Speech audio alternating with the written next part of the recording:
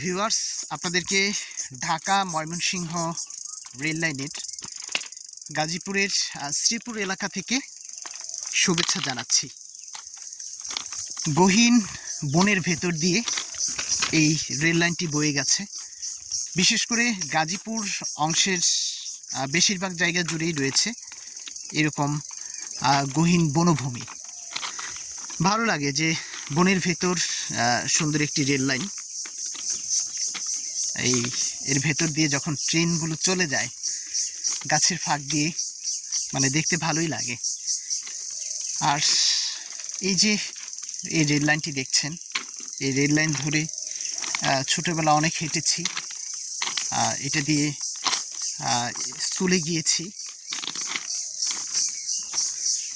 ভালো লাগতো। আর ছোটোবেলা অপেক্ষায় থাকতাম কখন ট্রেন আসবে। ট্রেন আসলে স্কুল থেকে বের হয়ে একদম কাছে চলে আসতাম।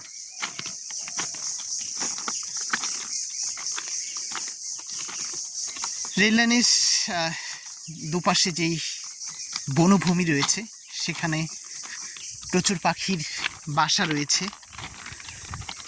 সেখান থেকে সমুদ্র ডাক আসছে, যেটা আপনারা শুনতে পাচ্ছেন নিশ্চয়ই।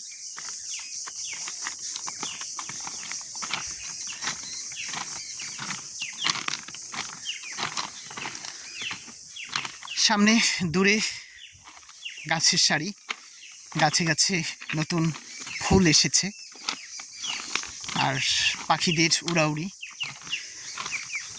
খুব ভালো একটা সময় কাটছে।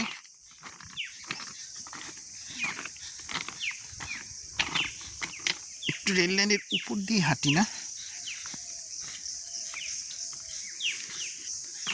সামনে যে কুকুরটি দেখছেন, দীর্ঘক্ষণ ধরে আমাদেরকে একদম পাহারাদারের মতো সে পথ দেখিয়ে নিয়ে যাচ্ছে। সুন্দর না?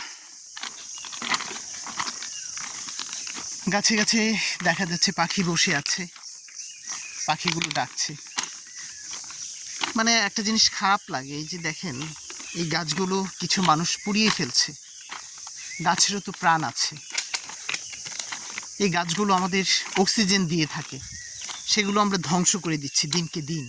প্রতি বছরই মানুষগুলো এই বনে আগুন দিয়ে এই বনকে ধ্বংস করে দিচ্ছে। এদের হাত থেকে রক্ষা করাটা আসলে অনেক কঠিন। যে দেখা যায় অনেকে রাতের বেলা আগুন দিয়ে দেয়, তারপরে দিনে এগুলো পড়লে গাছ কেটে নেয়। আমাদের যদি বন বিভাগ আরেকটু সচেতন হতো বা আরেকটু দেখভাল করতো, তাহলে হয়তো এগুলো প্রতিরোধ করা সম্ভব হতো। তার চেয়ে ভালো হচ্ছে বিশেষ করে যারা এলাকার মানুষ রয়েছে তারা যদি এগুলো সামাজিকভাবে প্রতিরোধ করে, তাহলে হয়তো এই বনভূমি টিকে থাকবে। আমরা আগামী পৃথিবীতে একটু সুন্দরভাবে বেঁচে থাকতে পারবো। তা না হলে যেভাবে বন ধ্বংস করে দিচ্ছে, অচিরেই এর একটা বড় ধরনের অলরেডি প্রভাব পড়ছে। সামনের আরও ভয়ঙ্কর দিন অপেক্ষা করছে। তাই কোনোভাবেই এই বৃক্ষকে ধ্বংস করা যাবে না।